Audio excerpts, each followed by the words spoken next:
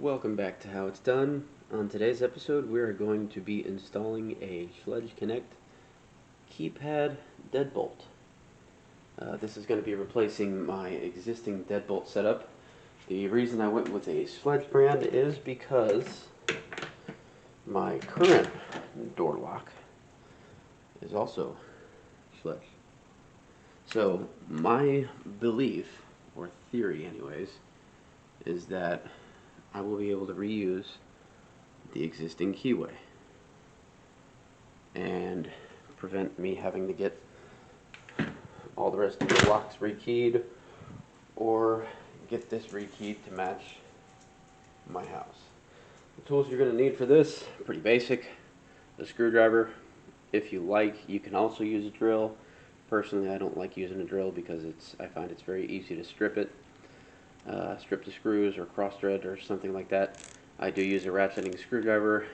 Klein makes a pretty good one. You can get it for 20 bucks at Home Depot. Not a bad investment. So let's get this unboxed and we'll get the show on the road. Alright, so we got everything unboxed. Basically what we've got here is the keypad. We've got the back side of this that's got the battery pack in it, as well as the back plate that's going to go on the door. It's got the actual deadbolt, as well as the strike plates and the cover for where the deadbolt comes out. Some batteries, a couple loose screws, and then a packet of screws that all just came in this accessory package. So, yeah, let's go ahead and uninstall the existing lock, and then we'll start putting this on. Alright, so to uninstall this existing lock, basically what I'm going to do, you've got two screws in here on the back side, one on either side of the deadbolt. So basically just going to take those out.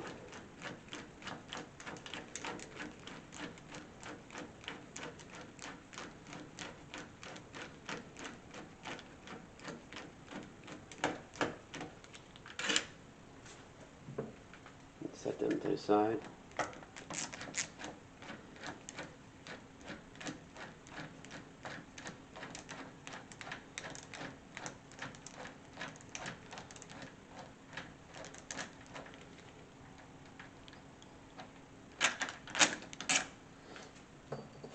And then this whole piece should just pull off. Same thing with this other side. Good.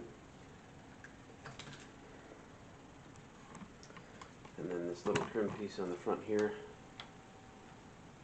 I'm thinking will just come off. Yep. And hopefully that gets completely covered by the new piece. Otherwise I'm going to have to find myself some red paint. But I guess we'll see. Not really sure. So then I'm going to go ahead and take this out because the mechanically operated locks actually have slightly slimmer deadbolts. You can kind of see how it's got a slimmer design so that if the door doesn't shut all the way, they're actually wedged so that well, I'll show you when we get there, but they're wedged so that they'll pull the door shut.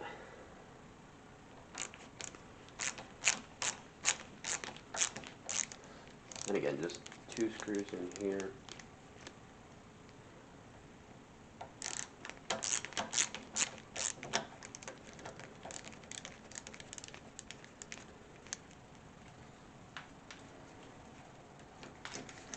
And that's out. And that's all there is to removing the old one. So, let's start getting the new one on.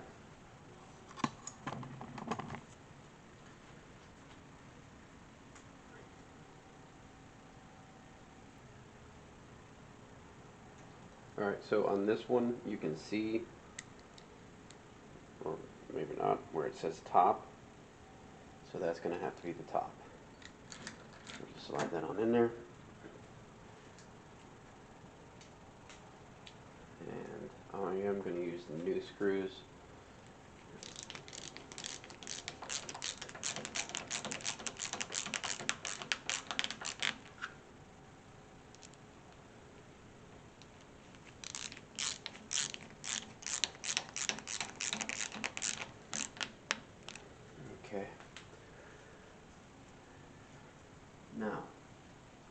thing that I want to show you.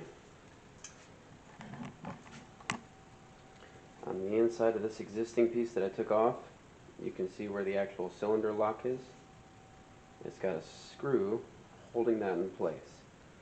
So we're going to remove that, and then there's the same thing applies to this one. You've got one screw back in here holding that in place. So I'm going to remove that as well, and we're going to see if we can swap these out and if that will work or not. I don't see any reason why it wouldn't, but we're going to try it and see. All right.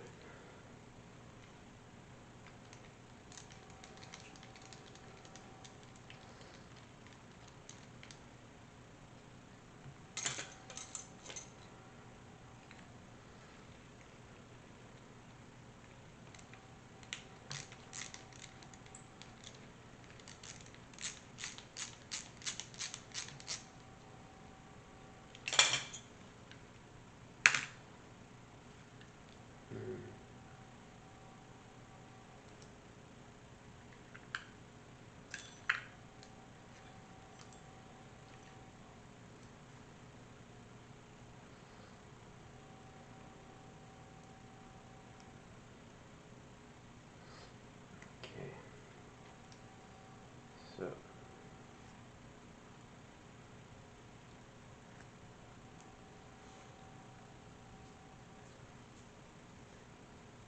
yeah, so in looking at it, this is not going to work because the pin on this guy that feeds through is significantly longer on the old one than on the new one. So, worth a shot, not going to happen.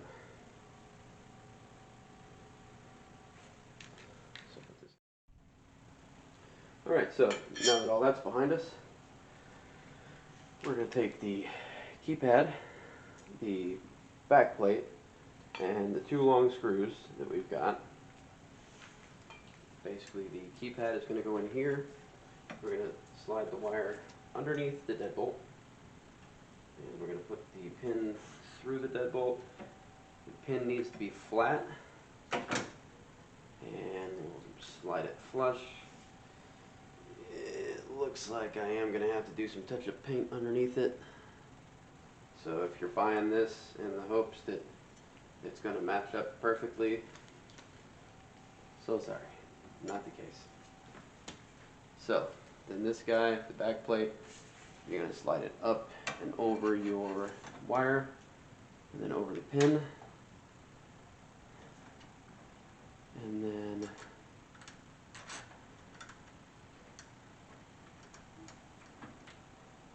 first screw. I like to get both of them started just finger tight, make sure everything's lined up, and then I'll tighten it up snug but not tight, and then I can square everything up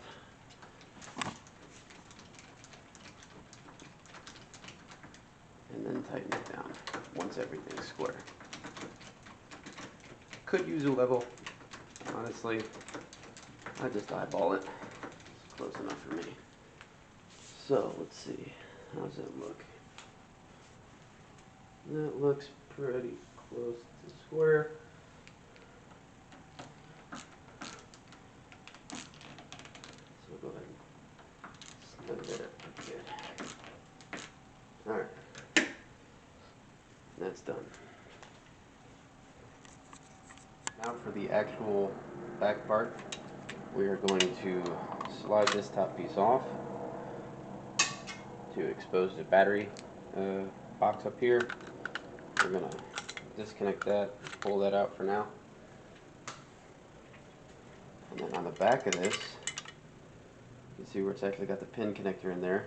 So we're going to take this little piece and plug it in, and if you look on it, I'm not sure if you're going to be able to make this out, but there's actually a little dimple on the side there, and that lines up with the dimple on the inside right of this. So we're going to plug that in.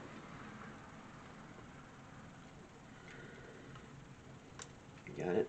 And then we're going to tuck the wire along the inside here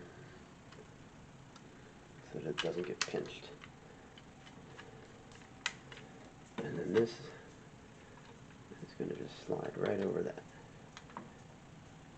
Now, the box did include 2 screws that were outside of the bag. It's got this short little one and a slightly longer, what looks like an 832. So the 832 is going to go in there. Put that one in first.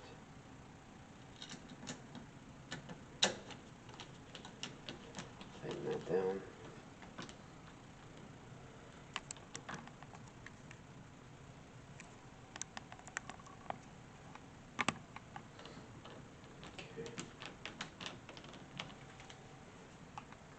And then up top here, you can see there's another little screw hole. That is where this tiny little screw goes. And the reason it's so short is so that it A, doesn't dig into the door, and B, so that your battery compartment can still slide into place. So, yeah. So once that's done, we're going to go ahead and put the batteries in the battery container. Kind of odd little guy here. Basically put 4 batteries in there, and then on the top it's got a 9-volt style battery connector. So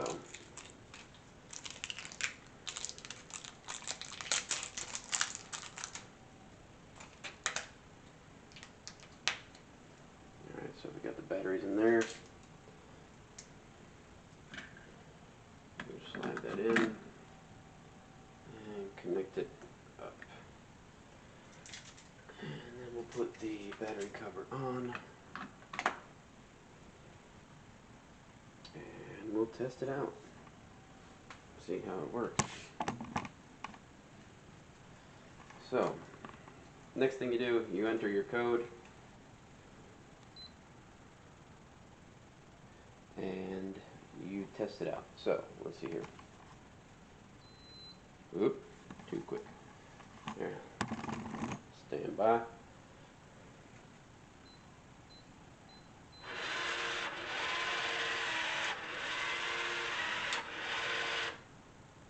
And it is now set up. The first time you enter the code, it'll test it out to see how it works, see which swing your door has, whether it's right or left swing, and adjust itself accordingly. And from there, you should be good. It's got the 2 codes that are already set up in it. On the back of your user manual, right underneath here where it says your model number and all that stuff. It's also got a programming code that you can use. So, in order to lock your door, you press the Schlage button at the top. In order to unlock it, obviously, well, yeah, enter one of your codes.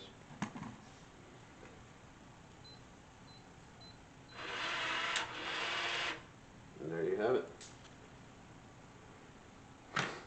Now, if you want to add another code, on the back of your user manual, it has the programming code.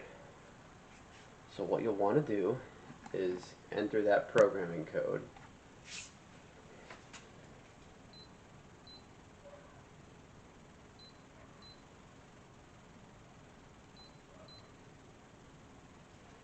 And you'll see this little yellow thing is blinking here.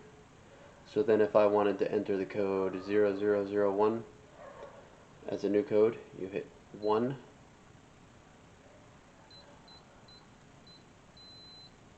And that's the new code. Then you do it again. And now it's accepted it. That's a new code that you've programmed in there. Then to exit that, you just hit the Schlage button at the top. So now, that's your new code.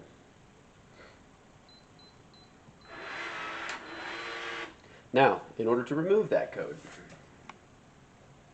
stand by for a second, you put in your programming code again.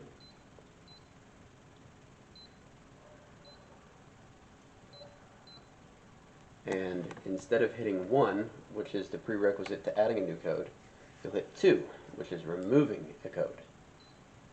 You see this stopped blinking, just like last time, which tells you it's in where it's ready to accept a new number.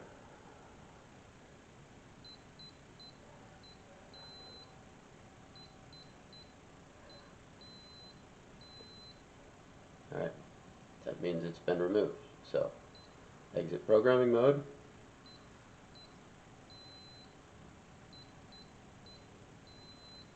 Doesn't work because we've removed that code. And that is pretty much all there is to it. If you like videos like this, go ahead and give it a like, subscribe to my channel, and we'll see you next time. That's how it's done.